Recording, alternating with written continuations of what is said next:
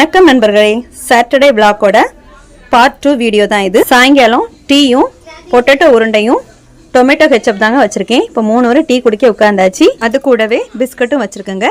டீயும் குடிச்சிட்டு பிஸ்கட் சாப்பிட்டுட்டு பொட்டேட்டோ உருண்டையும் சாப்பிட்டுட்டு அவளும் டியூஷன் கிளம்பியாச்சு.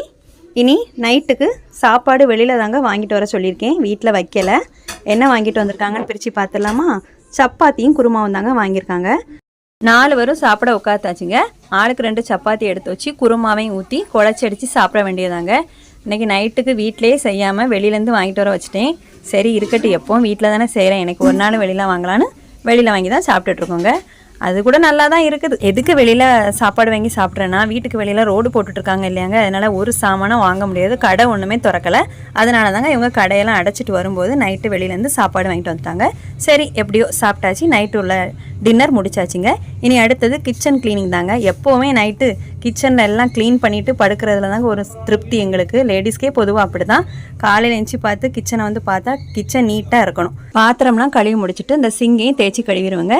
எவ்வளோ நீட்டாக்க முடியுமோ அவ்வளோ நீட்டாக்கிட்டு தான் நான் தூங்க போவேன். எனக்கு அதுதான் ரொம்ப பிடிக்கும்.